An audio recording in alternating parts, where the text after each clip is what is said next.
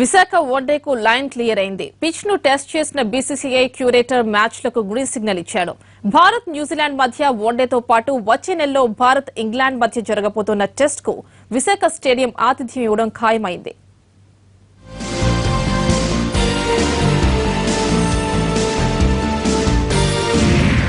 విశాఖ స్టేడియంలో మ్యాచ్లు జరగడంపై నెలకొన్న అనుమానాలు తీరిపోయాయి. వన్డేతో పాటు టెస్ట్ మ్యాచ్లకు లైన్ క్లియర్ అయింది. 2 అద్భుతమైన మ్యాచ్లకు సాగర్ తీరం ఆతిథ్యం ఇవ్వబోతోంది.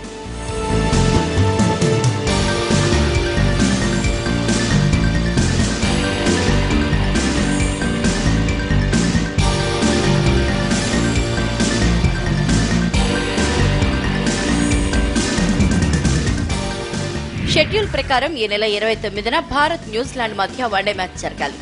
ఆ తర్వాత వచ్చే నెలలో భారత్ ఇంగ్లాండ్ మధ్య టెస్ట్ మ్యాచ్ కూడా జరగాలి. కానీ గత 2 నెలలుగా నెలకొన్న పరిస్థితులు మ్యాచ్ల నిర్వహణపై అనుమానాలు పెంచాయి. గత 2 నెలల కాలంలో విశాఖలో భారీ వర్షాలు పడ్డాయి. దీంతో పిచ్ బాగా పాడైపోయింది. అసలు మ్యాచ్లు జరపొచ్చా అన్న అనుమానాలు వచ్చాయి. అందుకోసమే వార్మప్ గా రంజీ మ్యాచ్ల్ని జరిపారు.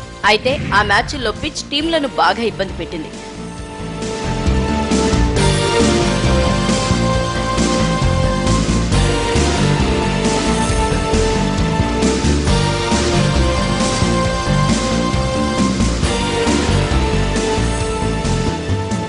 దీంతో ఇంటర్నేషనల్ మ్యాచ్ల కథ కంచికే అనుకున్నారంతా. కానీ పట్టు వదలకుండా పిచ్ను మళ్లీ ఇంటర్నేషనల్ మ్యాచ్లకు ఆతిథ్యం ఇచ్చేందుకు అనుకూలంగా తయారు చేయించింది ఆంధ్ర క్రికెట్ అసోసియేషన్.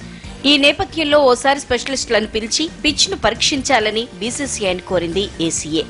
అనుకున్న ప్రకారమే బీసీసీఐ ప్రతినిధి రావడం, పిచ్ను టెస్ట్ చేయడం, గ్రీన్ సిగ్నల్ ఇవ్వడం జరిగిపోయింది. దీంతో ఫుల్ ఖుషీలో ఉన్నారు ఆంధ్ర క్రికెట్ అసోసియేషన్ సభ్యులు.